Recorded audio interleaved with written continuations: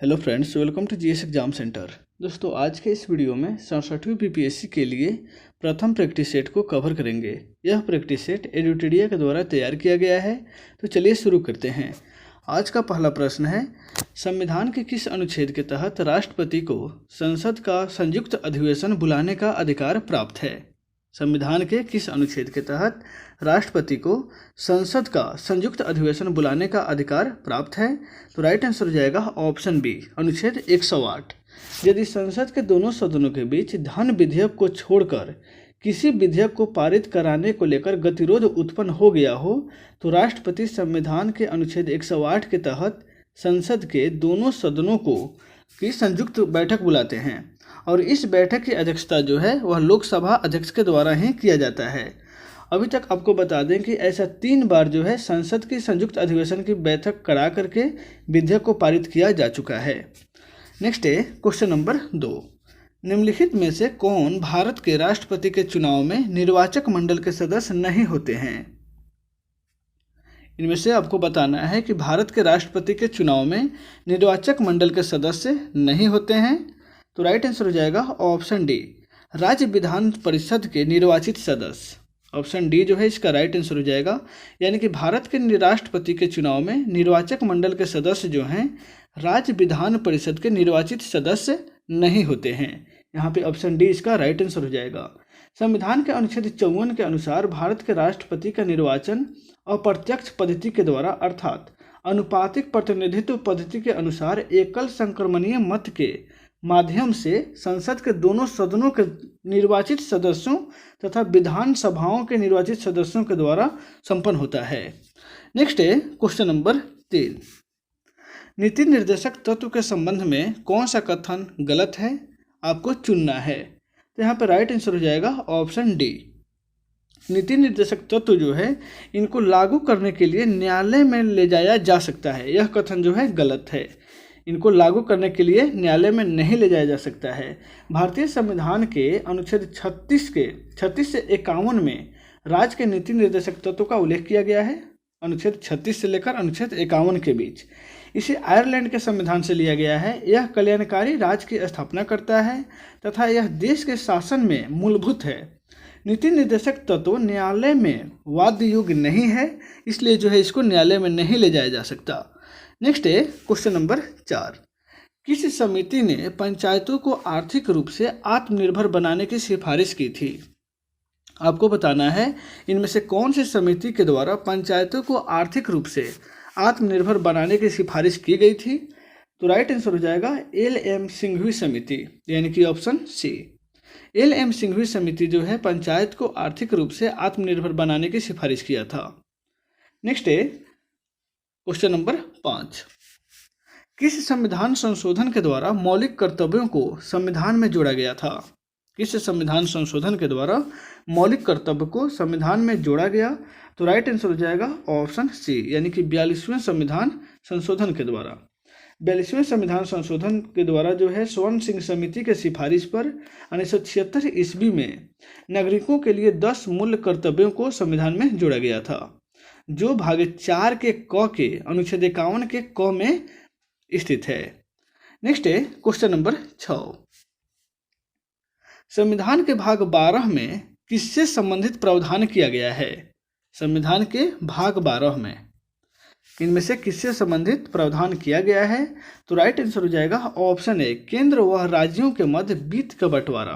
केंद्र व राज्यों के मध्य जो वित्त का बंटवारा जो है यह संविधान के भाग 12 में इसका उल्लेख किया गया है।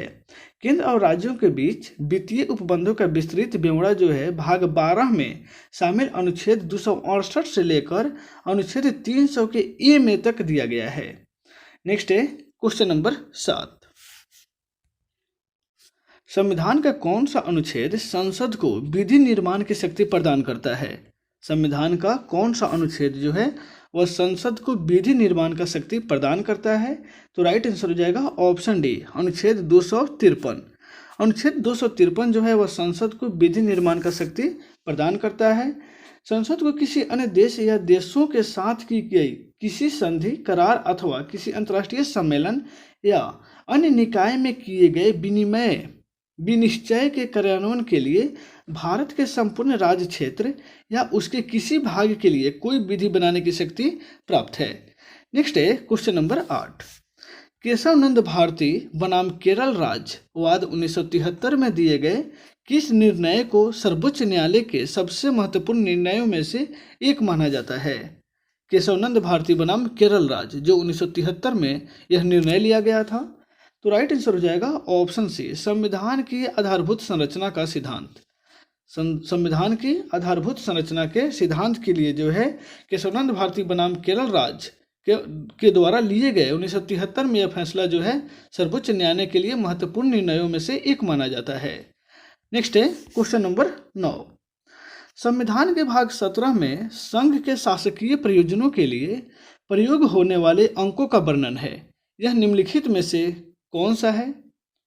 तो राइट आंसर होगा ऑप्शन सी, भारतीय अंकों का अंतर्राष्ट्रीय रूप। भारतीय अंकों का अंतर्राष्ट्रीय रूप जो है वह संविधान के भाग 17 में शामिल है। नेक्स्ट है क्वेश्चन नंबर 10।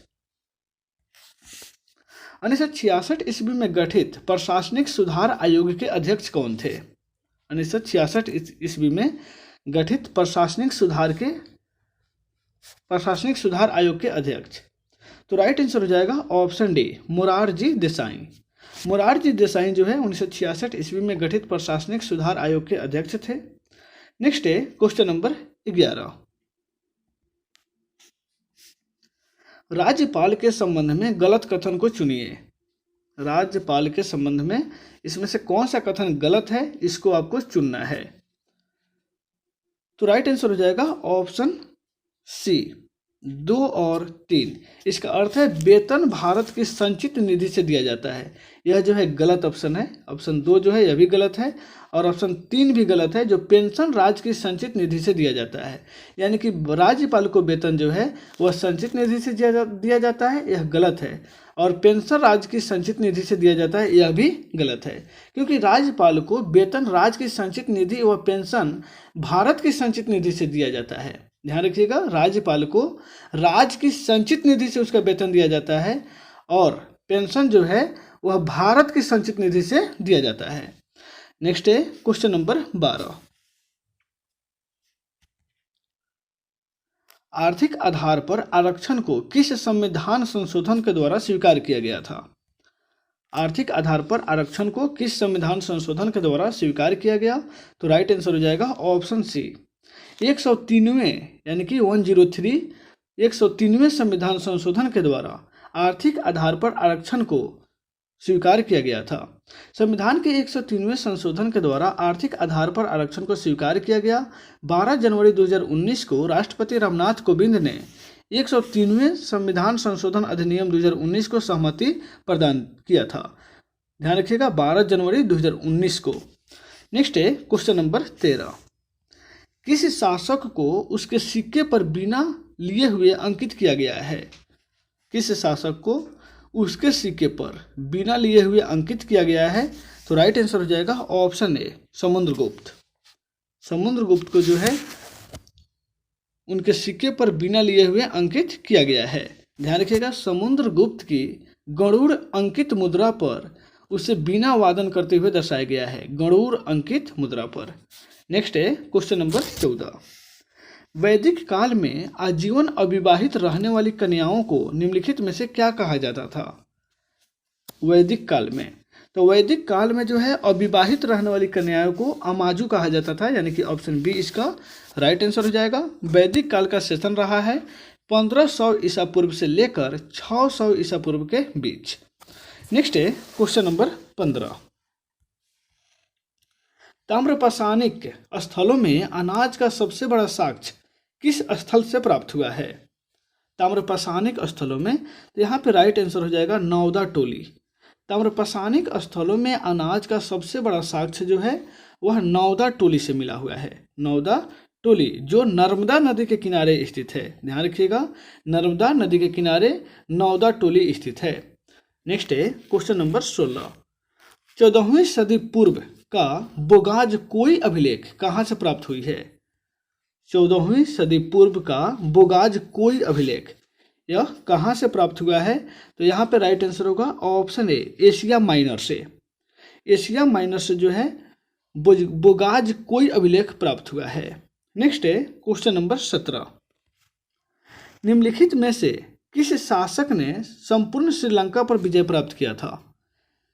निम्नलिखित में से किस शासक ने श्रीलंका पर संपूर्ण विजय प्राप्त किया था?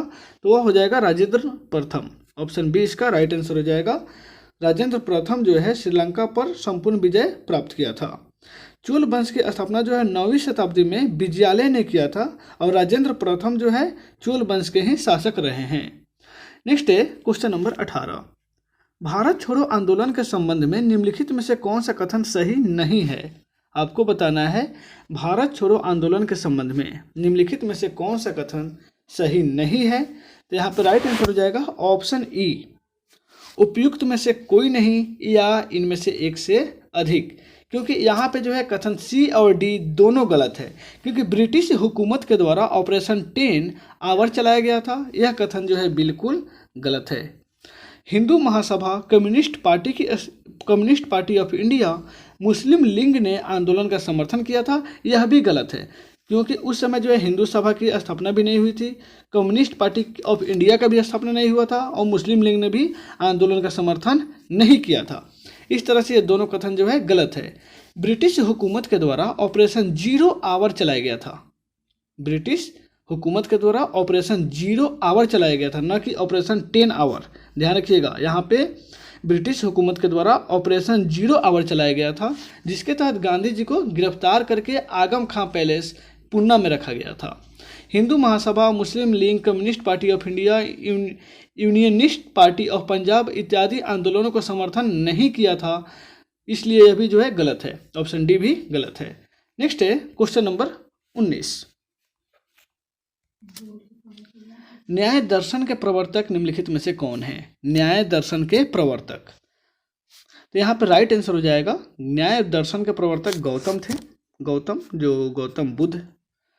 न्याय दर्शन के रचयिता महर्षि अक्षपाद गौतम हैं। सॉरी, यहाँ पे अक्षपाद गौतम जो है ऑप्शन डी यहाँ पे राइट आंसर हो जाएगा। न्याय दर्शन के रचयिता हैं अक्षपाद गौतम। नेक्स्ट है क्वेश्चन नंबर 20। निम्नलिखित में से किस संगठन का नाम वर्ष 1885 में बदलकर भारतीय राष्ट्रीय कांग्रेस रखा गया? किस संगठन का नाम जो है 1885 में बदलकर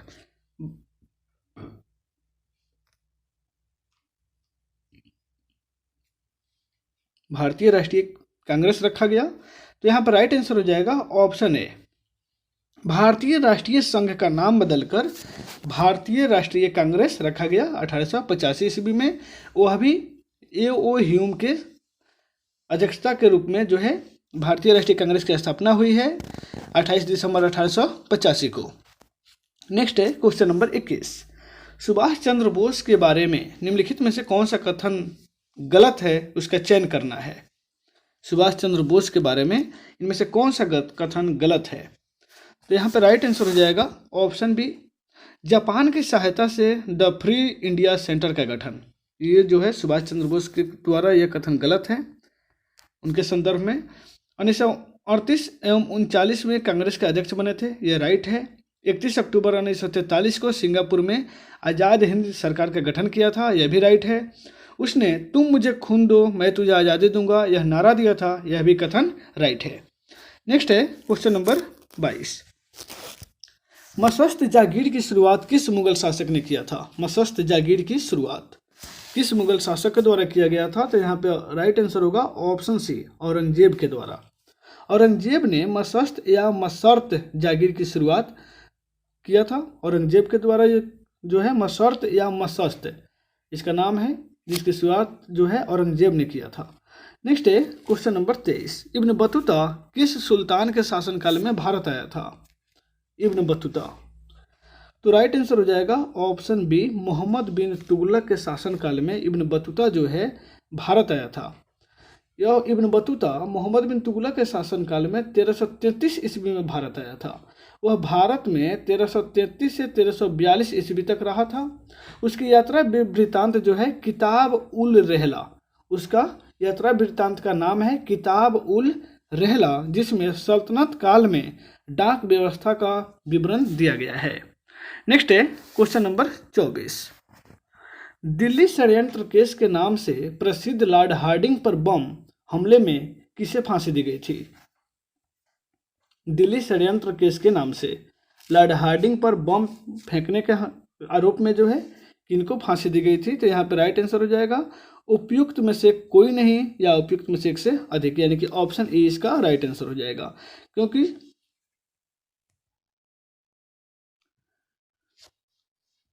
क्योंकि इसमें जो है सभी को फांसी दी गई थी। बसंत कुमार विश्वास को भी फांसी दी गई थी, बाल मुकुंद को भी फांसी दी गई थी, अवध बिहारी को और मास्टर अमित चंद को फांसी दी गई थी। 23 दिसंबर 1912 को राजधानी परिवर्तन के दिन लॉर्ड हार्डिंग ब्रिटिश शाही राजवंश एवं अपने परिजनों के साथ दिल्ली में प्रवेश कर रहा था। प्रवेश के समय बसंत विश्वास एवं मनमथ नाथ द्वारा बम फेंका गया था और इसके सूत्रधार में इन सभी को फांसी दी गई थी। नेक्स्ट है क्वेश्चन नंबर 25। 13 अप्रैल 1919 को हुए जालियांवाला बाग हत्याकांड के संबंध में निम्नलिखित में से कौन सा कथन सत्य नहीं है? 13 अप्रैल 1919 को जो जालियांवाला बाग हत्याकांड हुआ था उसके संदर्भ में इनमें से कौन सा कथन गलत है उसको आपको बताना है।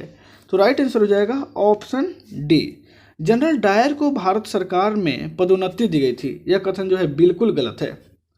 जनरल डायर जिनके आदेश पर जो है गोलियां चलाई गई थी, यह कथन गलत है। बाकी जो है ये रॉलेट एक्ट के तहत सत्यपाल एवं किचलू की गिरफ्तारी के विरोध में सभा चल रही थी, यह भी कथन सही है। जनरल डायर ने शांतिपूर्ण सभा पर गोली चलवाई थी, यह भी सही है। हत्याकांड की जांच के लिए हंटर कमेटी की स्थापना यानी गठित हुआ था हंटर कमेटी, यह भी राइट है। नेक्स्ट है क्वेश्चन नंबर 26। किस प्रसिद्ध नेता ने विभाजन को कांग्रेस का विश्वासघात बताते हुए कहा कि खुदाई खिदमतगारों को भेड़ियों के आगे फेंका जा रहा है? यह किस प्रसिद्ध नेता का स्टेटमेंट है? तो राइट आंसर हो जाएगा ऑप्शन ए, खान अब्दुल गफ्फार खान। खान अब्दुल गफ्फार खान ने कहा था कि खुदाई खिदमतगारों को भेड़ियों के आगे फेंका जा रहा है। यह जो है माउंटबेटन ने 3 जून 1947 को भारत का विभाजन कर स्वतंत्रता देने की घोषणा किया था। कार्य समिति ने 12 जून और कांग्रेस महासमिति ने 14-15 जून को इस योजना को स्वीकार कर लिया था। कांग्रेस में सभी नेता विभाजन के पक्ष में नहीं थे। खान अब्दुल गफ्फार खान विभाजन के विरोध में थे एवं उत्तर पश्चिम सीमांत प्रांत में हुए जनमत संग्रह का उन्होंने भी विरोध किया था और इनको जो है सीमांत गांधी के नाम से भी जाना जाता है। नेक्स्ट है क्वेश्चन नंबर 27।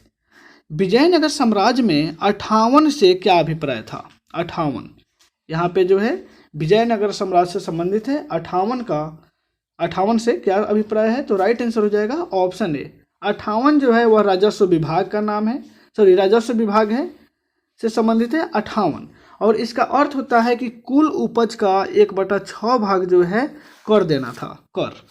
नेक्स्ट है क्वेश्चन नंबर 28। सल्तनतकालीन शासकों में सर्वप्रथम किसने दक्षिण के राज्यों को सल्तनत में मिलाया था? सल्तनतकालीन शासकों में सर्वप्रथम किसने दक्षिण के राज्यों को सल्तनत में मिलाया था? तो यहाँ पे राइट आंसर होगा ऑप्शन सी, गयासुद्दीन तुगलक ने। गयासुद्दीन तुगलक के द्वारा सर्वप्रथम दक्षिण के राज्यों को सल्तनत में मिलाया गया था। गयासुद्दीन तुगलक जो है 1296 ईस्वी में गद्दी पर बैठा और 1299 ईस्वी में सर्वप्रथम गुजरात पर आक्रमण किया। नेक्स्ट है क्वेश्चन नंबर 29। 1857 के स्वतंत्रता संग्राम में किस राजवंश ने अंग्रेजियों की सर्वाधिक सहायता किया था? 1857 के स्वतंत्रता संग्राम में किस राजवंश ने अंग्रेजों को सबसे अधिक सहायता प्रदान किया था? तो राइट आंसर हो जाएगा ऑप्शन ए, ग्वालियर के सिंधिया ने। ग्वालियर के सिंधिया के द्वारा जो है 1857 की स्वतंत्रता संग्राम में सबसे अधिक अंग्रेजों को सहायता प्रदान की गई थी। नेक्स्ट है क्वेश्चन नंबर 23। निम्नलिखित में से महात्मा गांधी के राजनीतिक गुरु की पहचान कीजिए। महात्मा गांधी के राजनीतिक गुरु की पहचान, तो राइट आंसर हो जाएगा ऑप्शन डी, गोपाल कृष्ण गोखले जो हैं वह महात्मा गांधी के राजनीतिक गुरु थे। नेक्स्ट है क्वेश्चन नंबर 31। अरुणा आसफ अली का संबंध स्वतंत्रता संघर्ष के किस आंदोलन से था? अरुणा आसफ अली का संबंध, तो राइट आंसर हो जाएगा ऑप्शन बी, अरुणा असफ अली जो हैं वो भारत छोड़ो आंदोलन से संबंधित हैं। ऑप्शन बी इसका राइट आंसर हो जाएगा। भारत छोड़ो आंदोलन जो है 9 अगस्त 1942 को शुरू हुई थी। अरुणा असफ अली का संबंध जो है इसी आंदोलन से रहा है। उन्होंने भारत छोड़ो आंदोलन के दौरान कांग्रेस के शेष सत्र की अध्यक्षता किया था। आंदोलन के दौरान भूमिगत रहकर उन्होंने आंदोलन का नेतृत्व भी किया था। और एक बात इनसे और संबंधित है कि अरुणा असफ अली को 1997 ईस्वी में इनको मरणोपरांत भारत रत्न से सम्मानित भी किया गया है। नेक्स्ट है क्वेश्चन नंबर 32। कोलकाता में हिंदू कॉलेज के संस्थापक कौन थे? कोलकाता में हिंदू कॉलेज के संस्थापक कौन थे? तो राइट आंसर हो जाएगा ऑप्शन डी, राजा राम मोहन राय।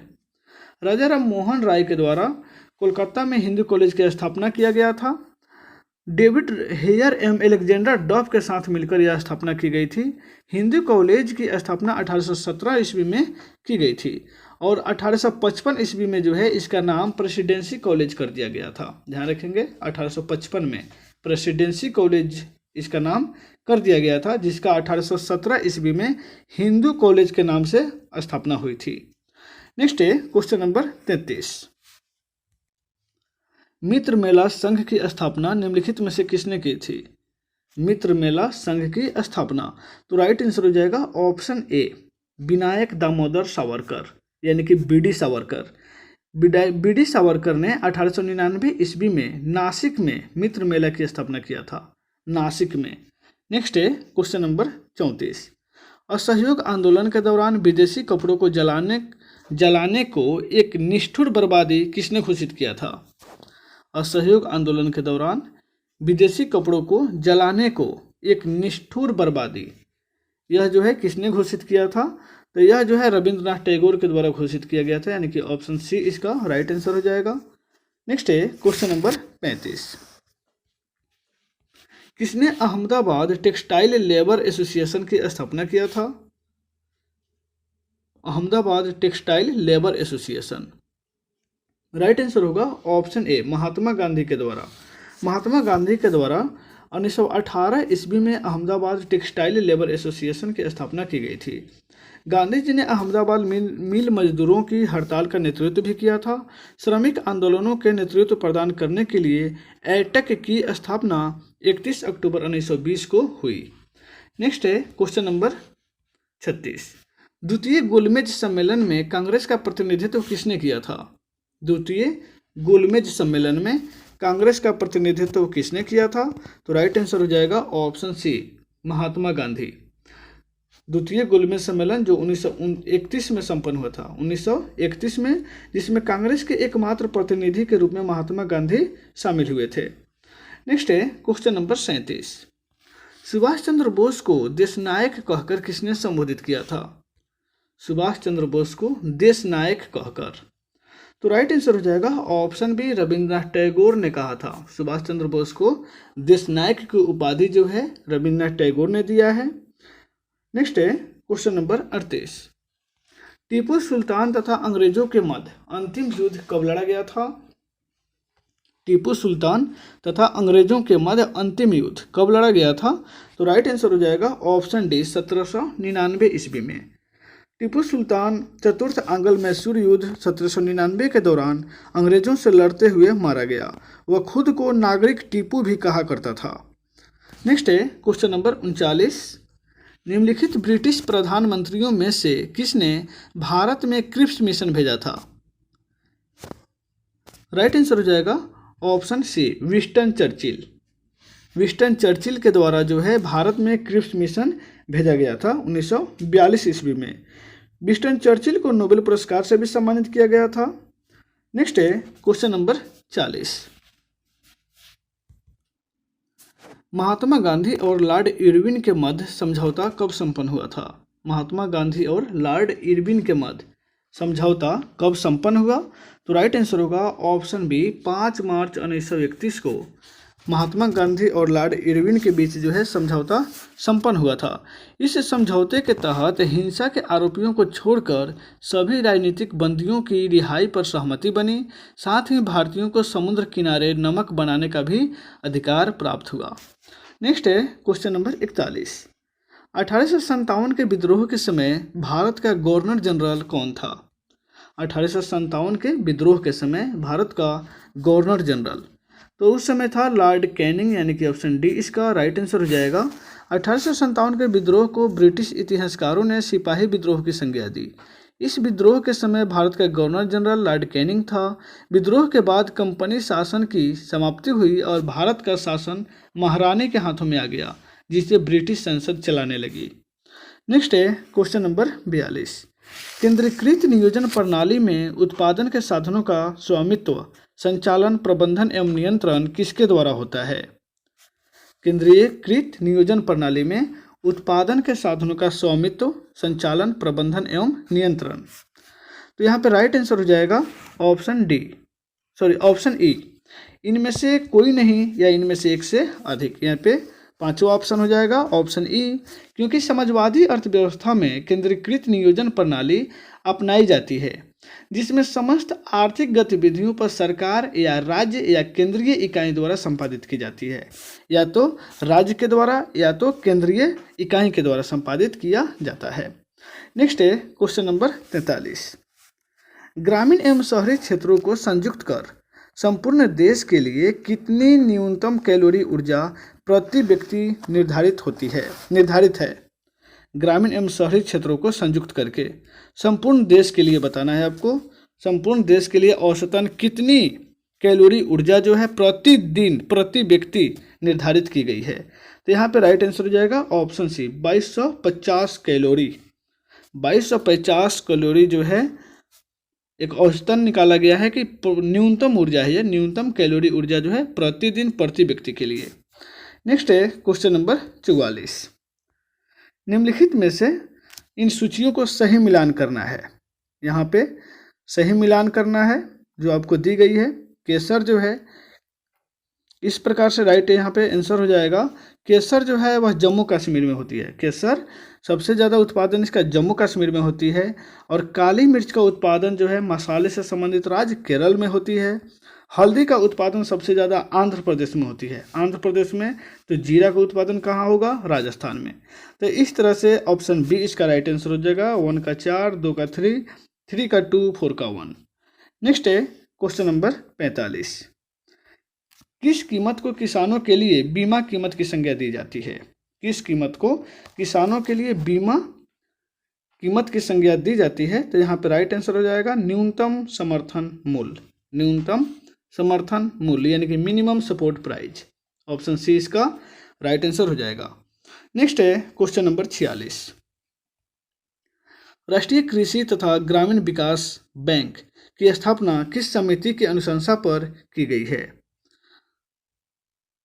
राष्ट्रीय कृषि तथा ग्रामीण विकास बैंक की स्थापना। तो यहाँ पर राइट आंसर हो जाएगा ऑप्शन सी शिवरामन सिंह समिति। शिवरामन सिंह समिति के सिफारिश पर जो है इसकी स्थापना की गई थी। राष्ट्रीय कृषि तथा ग्रामीण विकास बैंक यानी कि नाबार्ड की स्थापना शिवरामन सिंह समिति के सिफारिश पर की गई थी। नेक्स्ट है क्वेश्चन नंबर 47।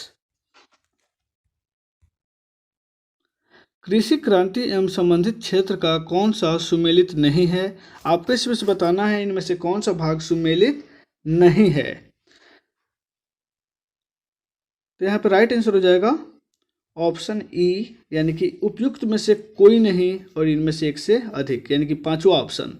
क्योंकि दिए गए विकल्पों में बी और डी जो है विकल्प गलत सुमेलित है। बी और डी यानी कि पीली क्रांति जो है मक्का से यह गलत है और डी कृष्ण क्रांति कपास से यह भी गलत है। क्योंकि पीली क्रांति जो है वह क्या तिलहन से संबंधित है, तिलहन से, और कृष्ण क्रांति जो है वह पेट्रोलियम से संबंधित है, पेट्रोलियम से। नेक्स्ट है क्वेश्चन नंबर 48। भिलाई इस्पात संयंत्र किस देश की सहायता से स्थापित किया गया था? भिलाई इस्पात संयंत्र। तो राइट आंसर हो जाएगा ऑप्शन ए सोवियत संघ से यानी कि ऑप्शन ए इसका राइट आंसर हो जाएगा। द्वितीय पंचवर्षीय योजना के तहत जो है भिलाई इस्पात संयंत्र इसकी स्थापना की गई जो छत्तीसगढ़ राज्य में स्थित है। नेक्स्ट है क्वेश्चन नंबर 49। निम्नलिखित में से मुद्रा का निकट प्रतिस्थापन मुद्रा कौन सा है? आपको बताना है मुद्रा का निकट प्रतिस्थापन मुद्रा इनमें से कौन सा है।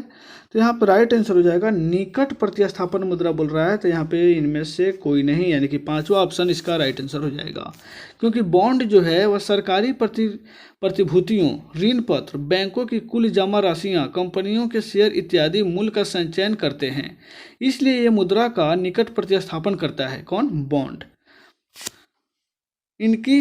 इनको ही संयुक्तम मुद्रा कहा जाता है, यानी कि ध्यान रखिएगा यहाँ पे संयुक्तम मुद्रा जो है वो बॉन्ड को ही कहा जाता है, और सरकारी प्रतिभूतियाँ हैं, सरकारी प्रतिभूतियाँ या ऋण पत्र, ये तीनों जो है यहाँ पे राइट आंसर हो जाएगा यहाँ की, जिसको निकट प्रतिस्थापन मुद्रा कहा जाता है। इसलिए इनमें से कोई नहीं या एक से अधिक, यहाँ पे एक से अधिक वाला ऑप्शन राइट आंसर होगा, यानी कि पांचवा ऑप्शन। नेक्स्ट है क्वेश्चन नंबर 50। यदि एक दी हुई समयावधि में कीमतें तथा मौद्रिक आय दोनों दुगुनी हो जाए तो वास्तविक आय पर क्या प्रभाव पड़ेगा?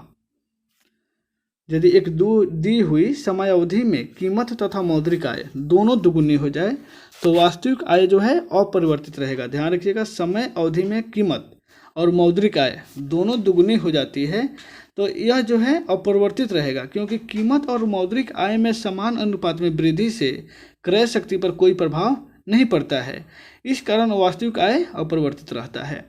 तो दोस्तों इस वीडियो में बस इतना ही। नेक्स्ट वीडियो में जो है 50 से आगे के प्रश्न को कवर किया जाएगा। तब तक के लिए गुड बाय।